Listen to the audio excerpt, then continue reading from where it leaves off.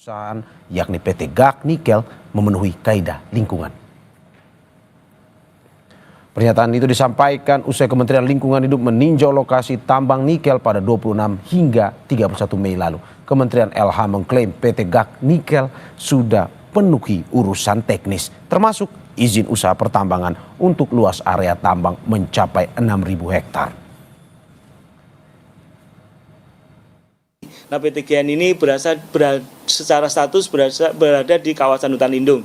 Ya, memang kelihatannya pelaksanaan kegiatan tambang nikel di PT GAC ini oleh PT GN ini relatif memenuhi kaidah-kaidah tata lingkungan.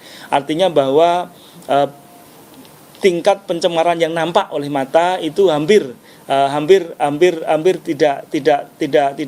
tidak terlalu serius. Artinya kalaupun ada gejala ketidaktaatannya lebih ke minor-minor saja.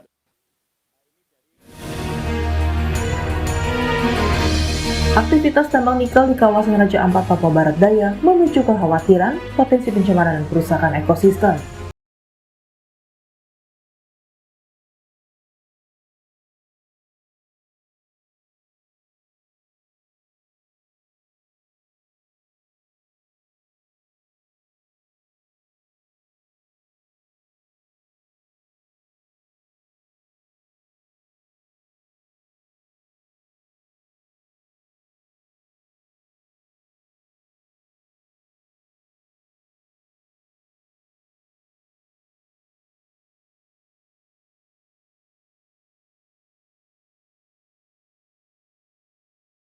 Terkait izin tambang di Pulau GAC Raja Ampat.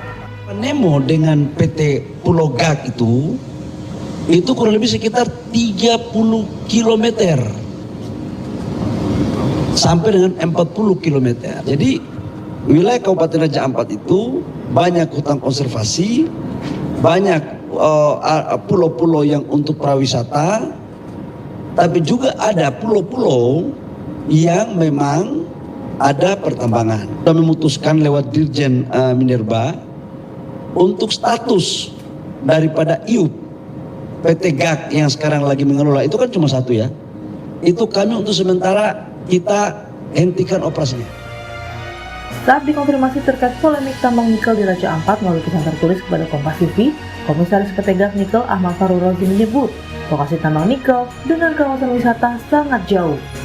Farul Rozi juga bilang perusahaan taat kepada aturan dan ketentuan pemerintah untuk menjaga lingkungan. Sebelumnya, Greenpeace Indonesia mengkritik dampak buruk eksploitasi nikel di kawasan Raja Ampat, Papua Barat Daya. Data Greenpeace Indonesia menyebut, industri tambang nikel di Papua berdampak pada kerusakan lingkungan di sejumlah pulau kecil di Raja Ampat. Greenpeace menyebut ada lebih dari satu perusahaan tambang nikel yang aktif beroperasi di Raja Ampat. Yang disampaikan Pak Menteri Bahlil tadi yang katanya mau membuat ketidaksimpangsiuran, itu memungkinkan untuk membuat kesimpangsiuran baru atau kekeliruan. Raja Ampat ini, karena Raja Ampat ini juga bukan hanya PT GAC dan bukan hanya Pulau GAC. Saat ini ada 5 izin yang aktif, yang izinnya diterbitkan oleh Kementerian ESDM. Ada Pulau GAC, ada Pulau KW, ada Pulau Manuran, ada Pulau Batang Pele, dan ada di Waigeo Besar. Dan ini bukan cerita soal dia jauh dari lokasi pariwisata atau tidak. Undang-undangnya sudah jelas melarang bahwa pulau-pulau kecil itu dilarang ditambang. Putusan MK juga sudah jelas memperkuat peraturan perundang-undangan ini. Desakan untuk menghentikan tambang nikel di Raja Ampat, Papua Barat Daya ramai disuarakan. Di antaranya selebritas Nadine Chandrawinata dan Eni Sumargo yang mengunggah keindahan Papua dan meminta aktivitas tambang dihentikan demi menjaga kawasan geopark Raja Ampat dan ekosistem lainnya dari kerusakan tambang. Tim Liputan Kompas TV.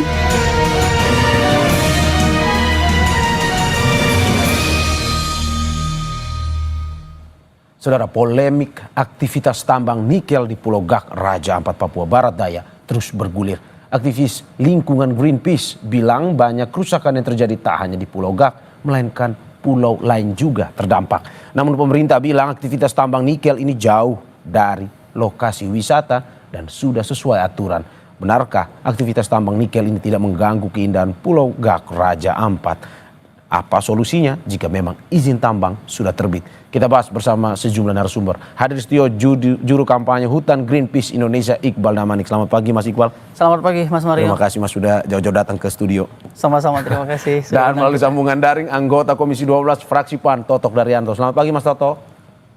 Selamat pagi Bang Mario. Terima kasih Pak Toto sudah bergabung juga di Dialog Sapa Indonesia Pagi pada hari ini. Dan juga untuk diketahui kami juga sudah menghubungi perwakilan Kementerian Lingkungan Hidup dan lembaga terkait. Namun hingga saat ini belum bisa bergabung karena masih mengkaji dengan beberapa ahli menyoal kegiatan penambangan ini. Saya sabar Mas Iqbal, sebenarnya kita sudah ngobrol dari tadi tapi saya ke Mas Toto dulu. Siap. Pak Toto, bagaimana dari DPR sendiri melihat tambang yang dilakukan? Teman-teman Greenpeace kemarin memberikan sejumlah aksi protes terkait dengan tambang ini. Ini hasilnya seperti apa? Apakah memang sudah mendengar sejak lama Komisi 12 atau bagaimana?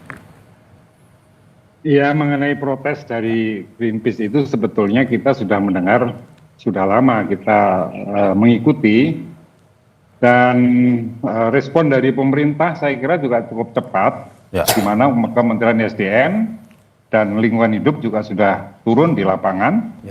Dan sementara memberikan laporan-laporan hasil sementara dari peninjauan itu. Dan nampaknya saya lihat sekarang itu belum memuaskan bagi aspirasi publik ya. Jadi saran saya memang sebaiknya ada transparansi yang lebih terbuka ya. Dan mungkin melibatkan pihak-pihak yang stakeholder yang memberi masukan untuk melihat secara bersama-sama dan mendiskusikan secara terbuka. Nah, Komisi 12 sebagai mitra dari Lingkungan Hidup dan juga SDM akan sangat terbuka ya. Kalau perlu kita memfasilitasi adanya dialog terbuka itu supaya persoalannya menjadi clear. Karena sebetulnya persoalan tambang ini kan bukan persoalan baru di eranya Pak Bahlil sekarang ini ya.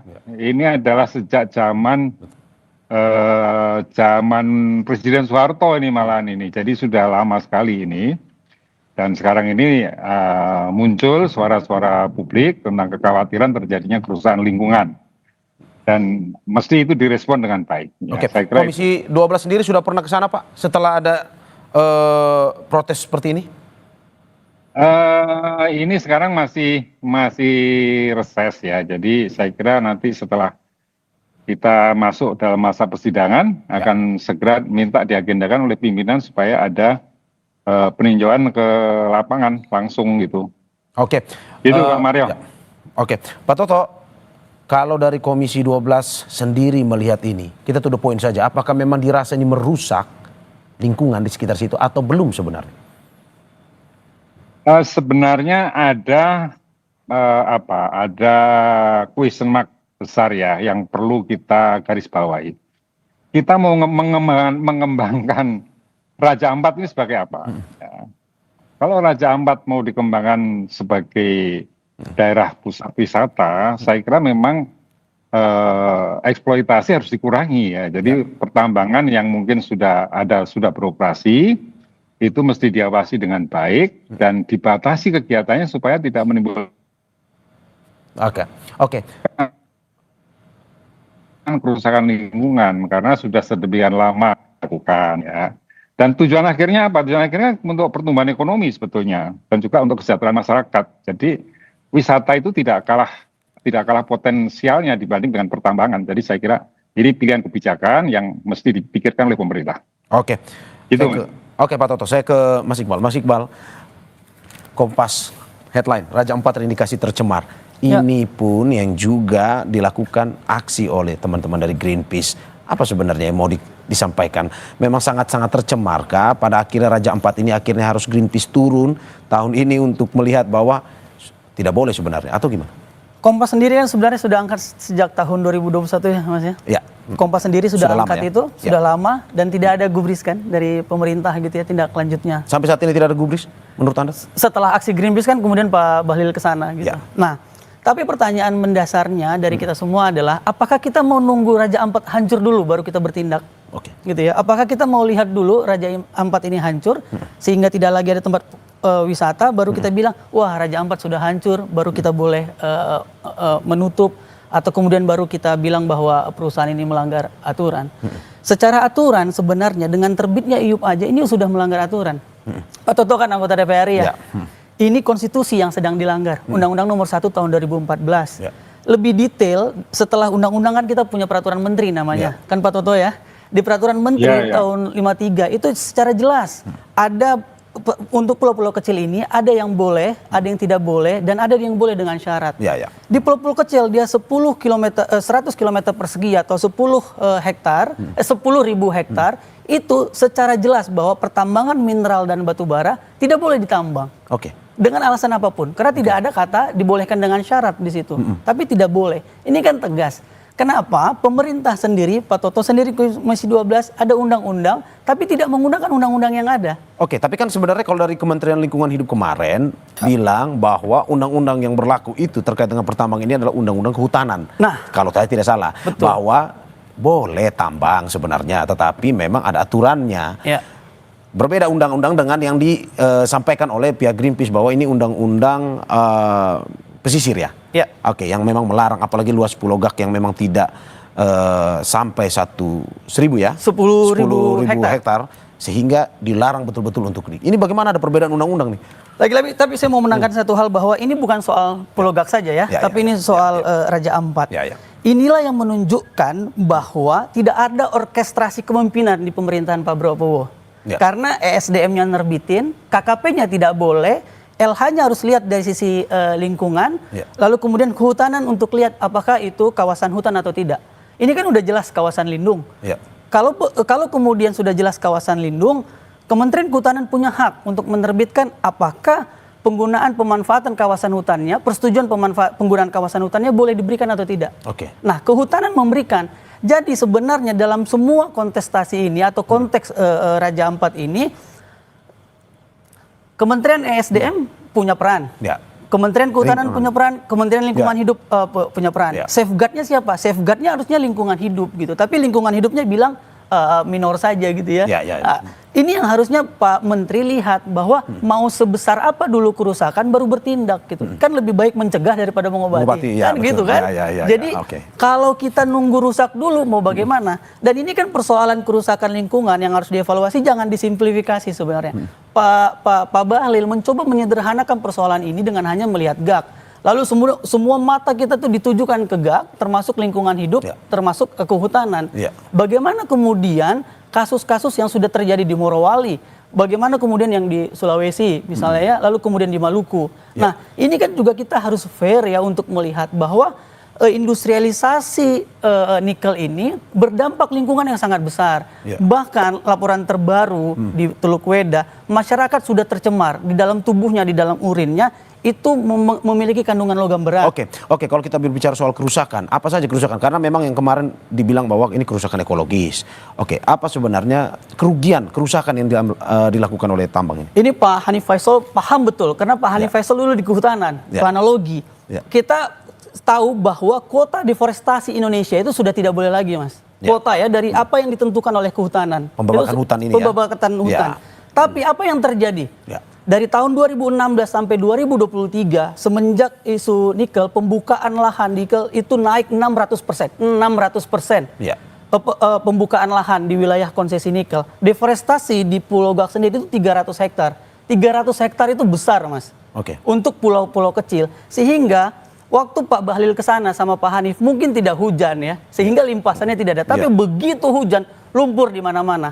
Nah, menyusahkan masyarakat di situ ya? Apa, Mas? Menyusahkan masyarakat di situ. Menyusahkan masyarakat, tapi masyarakat kan memang kita harus akui bahwa Gak memberikan giat ekonomi di Pulau Gak. Karena itu pulau kecil sekali. Jadi aktivitas ekonomi itu memang digerakkan sama perusahaan ini. Tapi kita kan tidak mau ini hanya bertahan 10 tahun atau 20 tahun. Gak dan Raja Ampat ini harus bertahan panjang gitu ya. Nikel ini ada ujungnya, Mas.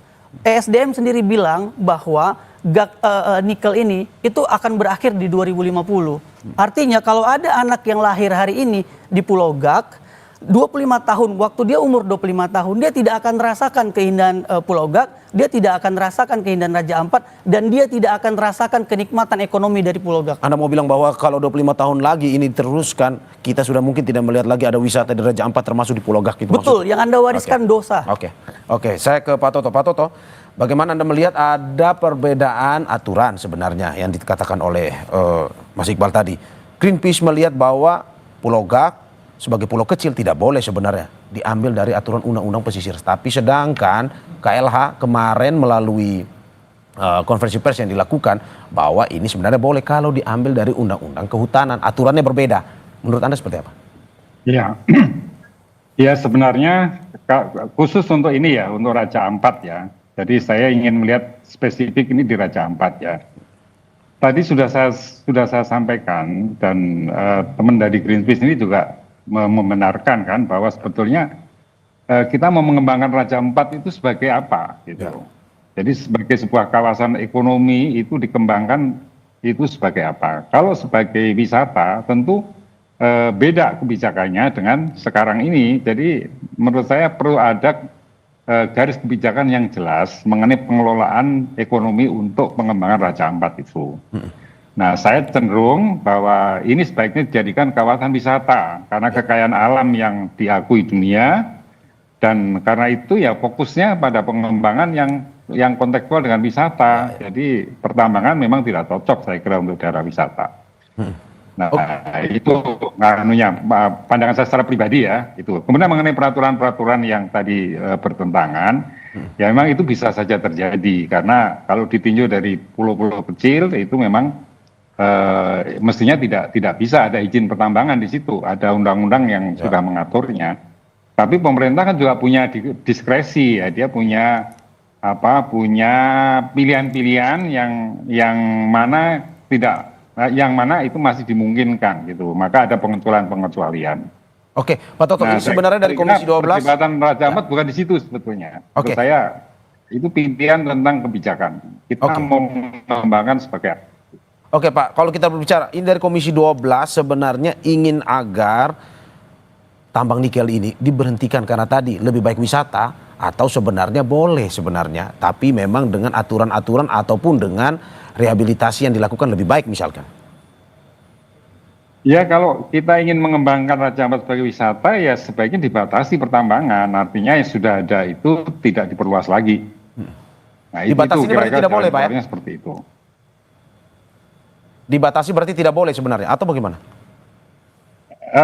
Menurut saya harus dikaji dulu, harus dikaji dengan serius ya. Apakah sekarang ini dampaknya ke wisata itu akan sangat destruktif ya? Ya. Tapi kembali lagi sebetulnya persoalannya itu Mas, persoalannya itu kita mau kembangkan sebagai apa daerah Raja Ampat itu. Kalau wisata ya sudah pertambangannya itu untuk sementara.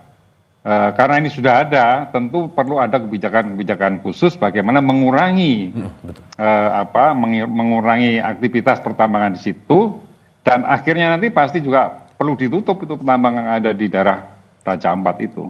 Oke. Itu menurut saya. Saya ke Mas Iqbal. Saya sebenarnya bisa menangkap maksudnya Pak Toto. Dalam arti begini, kalau kita melihat bahwa ini sangat merusak lingkungan. Di salah satu sisi pertambangan perlu khususnya di Raja Ampat yang memang destinasi wisata menjadi yang utama, perlu dikembangkan sebenarnya wisatanya ini. Tetapi kita juga tidak boleh lupa bahwa ini adalah program pemerintah, bahwa hilirisasi nikel ini juga perlu dijalankan. Dari Greenpeace sendiri melihat bahwa wisata ada program pemerintah juga hilirisasi nikel. Bagaimana melihat?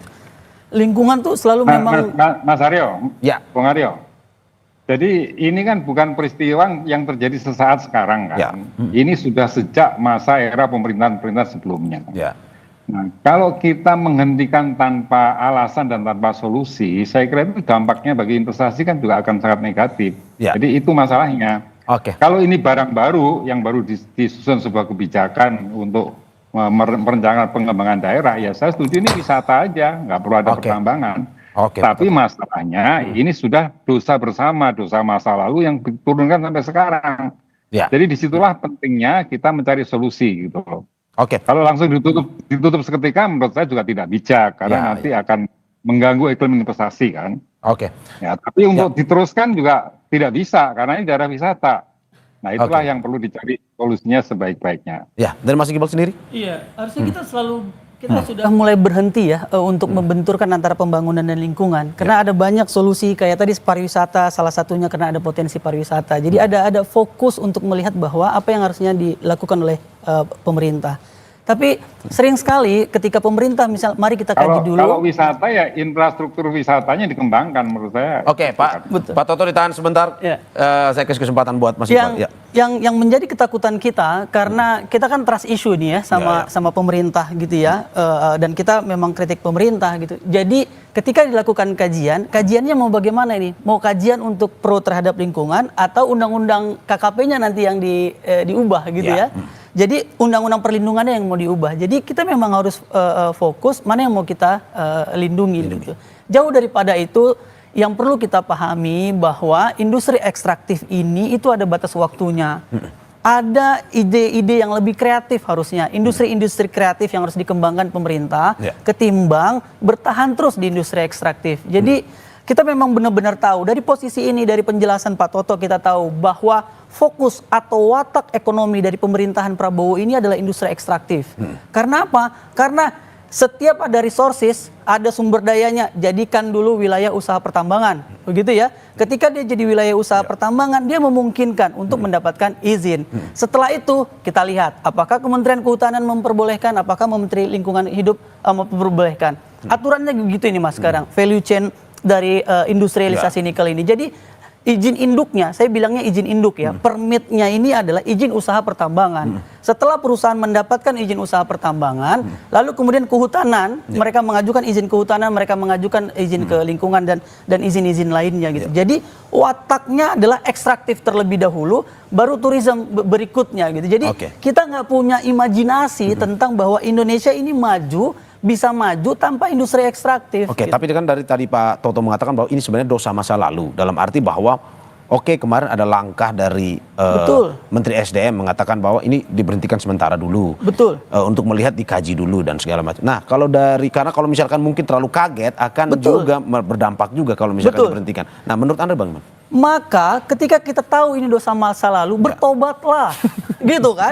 Kalau udah berdosa maka bertobat. Jangan lakukan dosa dua kali gitu kan Bang. Jadi kalau kita udah tahu ini dosa maka kita bertobat. Yang kita lakukan adalah bagaimana kemudian investasi PMA, ini kan BUMN ya, investasi BUMN ini berpikir mana yang lebih penting gitu ya. Ini kan BUMN gitu ya. BUMN bisa bilang, nah tapi Mas lagi-lagi saya nggak mau kita geser hanya Pulau Gak saja. Ada 5 izin yang saat ini aktif di Raja Ampat. 5 izin ini aktif sekarang itu berdasarkan Kementerian SDM. Nah bagaimana? Ini kita sekarang bicara soal GAK, bicara soal investasi. Ini izin-izin, 4 izin-izin lainnya itu adalah izin yang terbit dari tahun 2013 sebagian besar, lalu kemudian mereka habis tahun 2033. Dan mereka tadinya ya, Greenpeace menemukan tadinya sekitar tahun 2022 itu hanya 2 izin yang aktif di Raja Ampat. Tapi sekarang ada 5 Pak. Jadi ada izin-izin baru yang direaktivasi kembali gitu. Jadi jangan bilang karena ini dosa masa lalu di Pulau Gak, sehingga mata kita ke Pulau Gak, kemudian kita teralihkan bahwa ada 4 izin yang mungkin terbit. Satu lagi Bang, ada PT di YGO besar yang baru saja reaktivasi kembali atau aktif itu tahun ini, sekitar Februari, Maret, April 2025. Gitu ya. Dan kita punya bukti untuk itu. Greenpeace akan keluarkan tanggal 12. Tanggal 12 ini ya. Oke, Pak Toto, bagaimana melihat bahwa dari Greenpeace punya riset melihat pemerintahan saat ini eksplorasi dulu baru urusan lingkungan, berpikirnya seperti itu sekarang, padahal harusnya dibalik. Nah, menurut Anda seperti apa? Ya, kita melihat Indonesia ini kan nggak bisa hanya sepotong itu dari satu sisi saja kan.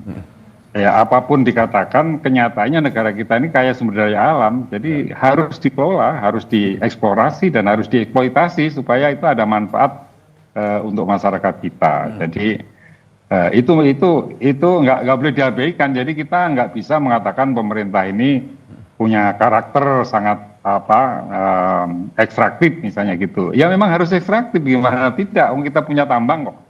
Kan daerah lain tidak punya tambang. Masalahnya bagaimana tambang itu dikelola dengan baik. Itu. Nah, jadi Tapi kembali ke Raja Ampat itu sebaiknya dikembangkan infrastruktur pariwisatanya yang lebih dikembangkan, bukan pada aspek pertambangannya. Pertambangannya itu dicoba diatasi dengan cara pendekatan yang baik dari pemerintah, karena ya kalau dikatakan itu bertobat, ya bertobat itu kan dalam arti harus diterjemahkan di dalam prosedur dan lain-lain. Jadi nggak bisa seketika stop gitu lah, itu nggak bisa dong. Ini bukan pertobatan ini pertobatan yang langsung berhenti gitu, nggak mungkin kan. Kan ini sudah sesuatu yang sedang berproses gitu. Dan pertanyaannya kita bagaimana? percaya saja, itu nanti komisi akan mengawasi dengan baik. Dan pertanyaannya bagaimana ke depan bahwa boleh eksplorasi ini, tetapi yang pada akhirnya tidak merusak lingkungan atau ada rehabilitasi yang mendukung pada akhirnya lingkungan ini tidak seperti yang terjadi saat ini, seperti yang dikatakan oleh Greenpeace. Yes, Sebelum dijawab Pak, kita saksikan jeda berikut. Ya.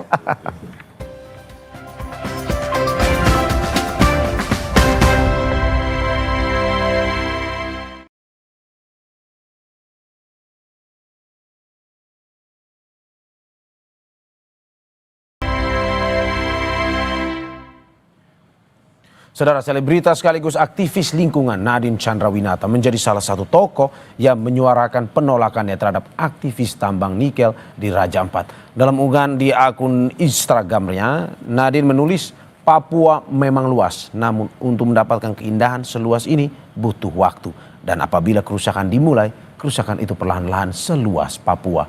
Dilengkapi dengan tagar Save Raja Ampat.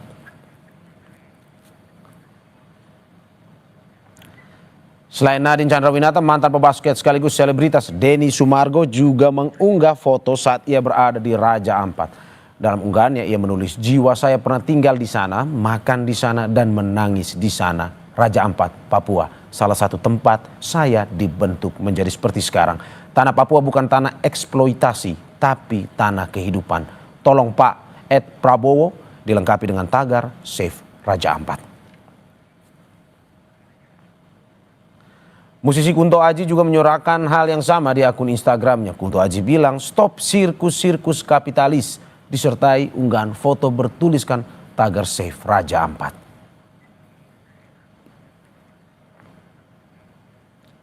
Kita lanjutkan dialog kita bersama Mas Iqbal dari Greenpeace dan juga Pak Toto dari DPR RI. Saya sepertinya lagi bermasalah komunikasi, saya ke Mas Iqbal. Mas Iqbal, bagaimana melihat bahwa sustainability-nya, apakah sebenarnya dari Greenpeace, ini kita to the point saja nih, boleh atau tidak melakukan tambang di Indonesia, terutama juga di Papua? Pertanyaan boleh atau tidak dari sisi Greenpeace adalah harusnya penghormatan terhadap lingkungan hidup dan orang yang tinggal di dalamnya itu adalah hal yang harus diutamakan. Gitu. Apakah lagi-lagi dibenturkan dengan misalnya negara maju? Apakah ada negara maju yang tidak punya tambang?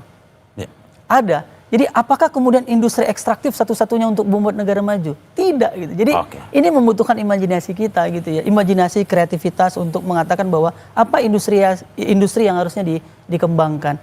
Tapi lagi-lagi ya, apakah kita mau hari ini bulan Mei akhir itu saudara-saudara kita ada 11 orang yang ditangkap di Mamasa Ngaji karena dia mempertahankan tanahnya dari nikel. Apa kita mau begini terus? Konflik di mana-mana. Begitu hujan banjir. Yang perlu kita ingat juga Mas, krisis iklim ini udah di depan mata dan tidak bisa kita bantah bahwa kita adalah korban dari sini. Negara-negara Pasifik sudah berjuang karena mereka pulau-pulau kecil. Harusnya kita punya empati sebagai negara yang memiliki pulau-pulau kecil di wilayah timur Indonesia terhadap orang-orang yang di wilayah Pasifik. Ini sebenarnya sebuah dikotomi yang sangat menyedihkan karena korban pertama dari krisis iklim adalah tenggelamnya pulau-pulau kecil. Dan ketika tenggelamnya pulau-pulau kecil ini atau pulau-pulau kecil ini mulai hilang, yang dirugikan adalah masyarakat yang tinggal di dalamnya. Apakah sudah ada buktinya? Sudah ada. Beberapa negara-negara di Vanuatu, di Samoa, itu sudah banyak yang mulai terendam. Daratannya sudah mulai banyak hilang. Enggak cuma di Samoa, di Jawa. Di Jawa, di wilayah Pantura, ada satu desa namanya Timbul Sloko, itu sudah mulai terendam oleh air rob. Ini situasi yang lebih besar. Gitu. Ini karena eksplorasi tambang tadi ya? Iya, karena eksploitasi tambang, karena industri ekstraktif sehingga emisi. Dan Indonesia adalah salah satu negara yang berkomitmen dan telah meratifikasi Paris Agreement. Gitu Mas. Oke, bagaimana dengan kita ini tarik garis lurus dengan keinginan pemerintah bahwa hilirisasi ini tetap berjalan, bahwa oke, ini ada kekayaan alam Indonesia yang perlu dimanfaatkan, tetapi memang untuk kesejahteraan masyarakat. Di satu sisi Greenpeace menolak betul bahwa eksplorasi tambang ini memang harus digantikan dengan kekayaan alam yang memang bisa dimanfaatkan. Nah, sustainability-nya seperti apa? Konstitusi kita pasal 33 sudah jelas bilang bahwa kebermanfaatan untuk semua warga negara toh. Jadi kalau seandainya itu tidak bermanfaat, ada orang yang dirugikan, apa kita mau begitu terus? Gitu ya. Papua bagian dari Indonesia, dan Pak Toto tadi bilang kita tidak bisa melihat Indonesia secara sepenggal-sepenggal. Iya, karena kita tidak bisa melihat secara sepenggal-penggal sehingga kita tidak bisa mengorbankan orang yang tinggal di hutan, orang yang tinggal di pulau, yang bergantung dengan hutan dan lautnya atas nama pembangunan dan hilirisasi. Kita bilang, apa sih manfaatnya tambang-tambang ini gitu ya? Nelayan makin susah cari ikan. Dan ini nggak cuma PT GAC gitu ya. Raja Ampat bilang, di Raja Ampat masih bagus, masih bisa cari ikan. Iya, kita tahu ekosistem Raja Ampat itu surga. 75% spesies terumbu karang di dunia ada di Raja Ampat. Gitu. Tapi kalau kita terus berpikir tentang ekstraktivisme, yang bisa kita lakukan adalah bagaimana semua ini, yang akhirnya terbayangkan bagi kita adalah bagaimana semuanya ini diambang kehancuran. Tapi kan kita makanya juga Greenpeace menyebut ancaman. Kita nggak bisa mengelak gitu ya Bang. Kita benar-benar tidak bisa mengelak bahwa kita tidak bisa kembali ke gua, bahwa kita tidak menggunakan listrik, kita tidak menggunakan alat-alat yang membutuhkan nikel dan baja dan stainless steel. Tapi mari kita berpikir, kita tidak bisa mengorbankan manusia yang tinggal di dalamnya. Kita ini terlalu antroposentris berpikir bahwa manusia adalah segala-galanya yang perlu diselamatkan.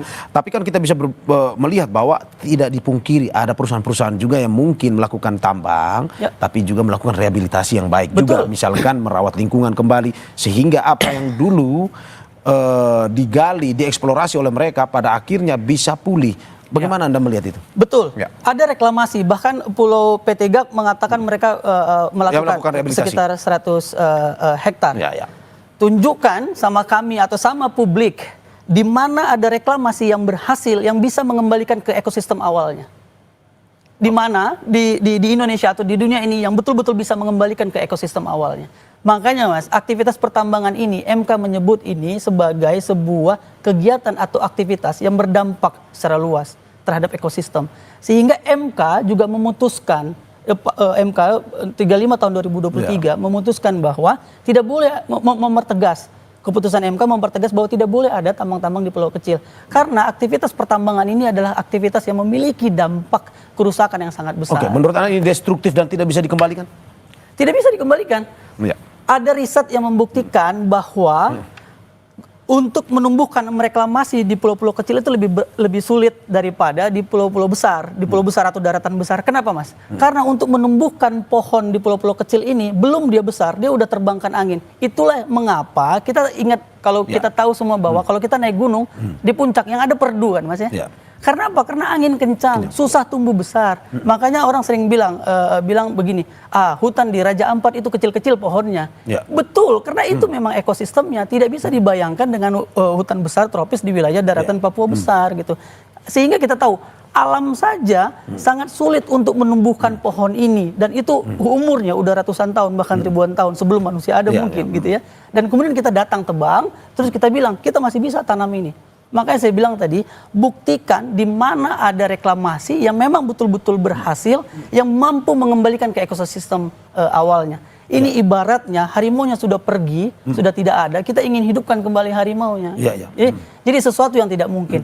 Sehingga bukan berarti begini Mas, angkat kaki semua perusahaan-perusahaan tambang ini. Tidak begitu, tapi kita harus berpikir adalah bagaimana kemudian masyarakat tidak tercerabut dari akarnya, alam tidak rusak begitu, dan kita tetap berpikir tentang ekosistem ini penting untuk keberlanjutan umat manusia dan keberlanjutan bumi ini agar kemudian dia layak untuk kita tinggalin. Gitu. Jadi kita punya hak yang setara kan dengan ini. Lantas bagaimana dengan dari Greenpeace, bagaimana melihat bahwa ini sudah terjadi lama? Ada masyarakat yang mungkin saja juga sudah menggantungkan hidup dari situ juga misalkan. Betul. Bagaimana pada akhirnya tambang ini dijadikan sebuah lahan yang memang tidak merusak tetapi juga mensejahterakan?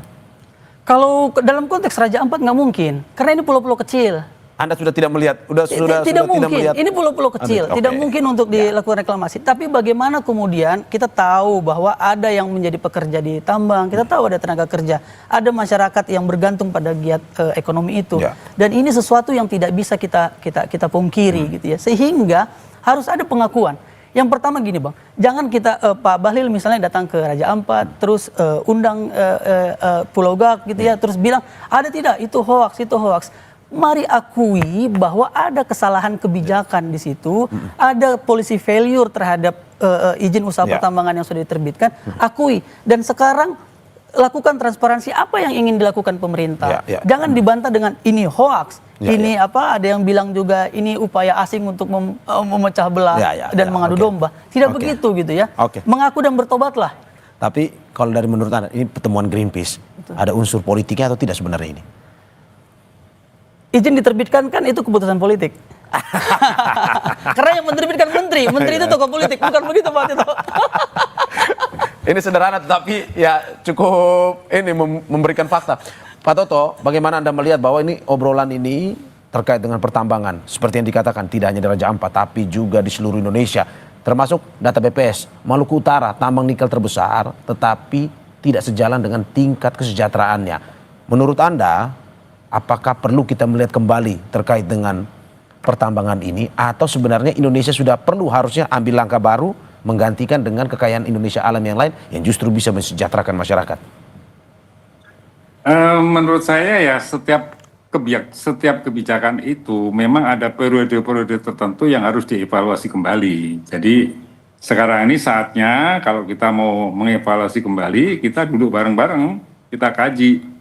Jadi kita rumuskan bersama masalah the best practice pertambangan itu seperti apa misalnya gitu. Jadi sekarang problem pertambangan kan banyak sebetulnya. Tidak hanya yang tadi disampaikan masalah lingkungan itu ya. Sekarang masyarakat juga merasa banyak yang terganggu karena jalan-jalan masyarakat, jalan umum yang juga dilewati pertambangan.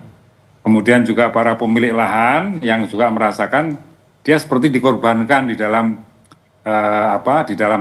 di dalam eksploitasi pertambangan itu karena mereka yang punya hak milik itu juga udah masuk dalam IUP itu dia tidak bisa melakukan apa-apa kecuali harus diserahkan kepada pemegang IUP gitu. Nah hal-hal seperti itu saya kira perlu ditata kembali secara menyeluruh gitu loh. Jadi misalnya ya supaya terjadi hubungan yang adil antara masyarakat di wilayah pertambangan, kemudian pemerintah daerah, ya masyarakat umum yang ikut yang hidup di daerah situ, itu perlu ditata kembali. Jadi saya misalnya melihat ya pertambangan pengelolaan kekayaan alam di masa lalu di masa kolonial aja, itu mereka tidak dicampur aduk antara jalan umum dengan jalan industri atau jalan pertambangan. Nah kita ini perlu ada regulasi baru bahwa semua wilayah pertambangan itu mesti membuat infrastruktur sendiri. Dan dari situ sebetulnya bisa di-create itu menjadi bagian dari proses distribusi ekonomi yang adil dengan daerah. Misalnya daerah punya kewenangan membangun jalan-jalan pertambangan. Nah dari mana investasinya ya saya kira itu bisa didukung oleh APBD, APBN maupun oleh proses perbankan, oleh pembiayaan investasi biasa gitu loh. Nah di situ nanti ada tol fee-nya sehingga itu semua ikut menikmati dan masyarakat tidak terganggu. Jadi banyak PR yang kita kerjakan, tapi kita sudah punya pengalaman panjang dalam mengelola pertambangan. Contohnya itu seperti PT Vale. PT Vale itu menurut saya sangat bagus bagaimana dia mengelola pertambangan dan pasca tambang penanganannya juga dengan baik ya. Nah kita mestinya bisa membuat seluruh pertambangan kita dikelola dengan cara-cara serupa itu gitu loh. Nah jadi ya saya kira perlu memang kita evaluasi kembali, kita kaji bersama. Tapi saya tidak setuju kalau dikatakan bahwa kekayaan alam ini mau dibiarkan aja gitu ya. Menurut saya itu kita tidak mensyukuri karunia karunia Tuhan itu namanya. Jadi, Pak. Oke. Jadi saya pertobatannya bukan dengan itu diabaikan sama sekali ya, tapi mari kita kelola dengan baik. Oke. Ya, duduk bareng dan kita diskusi bareng-bareng bersama. Mas Kita Iqbal, cari solusi yang terbaik bagaimana pertambangan yang sekarang ini bisa menciptakan pertumbuhan ekonomi dan keadilan bagi masyarakat kita. Oke, Mas Iqbal, terakhir closing statementnya singkat saja terkait dengan Greenpeace tetap dalam posisi sikap menolak tambang. Tapi pada akhirnya bagaimana betul kata Pak Toto, dari kekayaan alam negara ini, bagaimana harusnya tambang ini dijadikan sebuah contoh usaha yang memang sebenarnya mensejahterakan masyarakat, perputaran ekonomi terjadi di situ, tetapi ingat tidak boleh ada mengganggu lingkungan itu. Singkat saja. Inilah yang membuktikan bahwa isi kepala kita Indonesia ini kaya atas sumber daya alam, sehingga kita dimanjakan, tidak punya ide-ide dan imajinasi yang kreatif, bahwa ada negara yang maju tanpa industri ekstraktif gitu ya. Ketika kita dibuka gitu, yang sering sekali tidak dihitung dalam hitung-hitungan ekonomi adalah dampak turunannya, biaya kesehatan. Kita tahu bahwa biaya kesehatan yang dikeluarkan oleh orang Indonesia saat ini itu jauh lebih besar. Itu juga Kompas yang nulis ya Mas. 2 sampai 3 kali lipat. Kompas menyatakan di pemberitaan Kompas bahwa biaya kesehatan orang sekarang ini karena krisis iklim ini lebih besar. Itu tidak dihitung, seakan-akan bahwa pembangunan ini adalah industri ekstraktif ini. Kita harus berpikir lebih jernih. Makanya kan ada banyak ahli ya di pemerintahan Prabowo. Pemerintahan Prabowo ini tidak boleh miskin imajinasi gitu ya. Bahwa dimanjakan dengan Indonesia kaya raya dengan industri ekstraktifnya. Oke, Pak Toto, memang Greenpeace tidak bisa digoyah. Tambang memang harus dilarang. Terima kasih Pak Toto Daryanto, anggota Komisi 12 fraksi PAN, dan juga terima kasih juru kampanye hutan Greenpeace Indonesia Iqbal Namanik. Terima kasih Bapak-bapak atas apa yang disampaikan, semoga bisa memberikan masukan dan juga ini terkait dengan persoalan tambang di Indonesia, semoga bisa ketemulah jalan tengahnya. Terima kasih Bapak-bapak sekali lagi. Terima kasih Pak Toto, terima kasih Mas Mario. Terima kasih. Saudara, jangan kemana-mana, Sapa Indonesia Pagi akan segera kembali dengan informasi lainnya. Salah satunya lebih dari 1,6 juta jemaah haji dari berbagai negara memadati komplek Jamara di Mina, Arab Saudi untuk lempar jumroh. Informasinya sesaat lagi.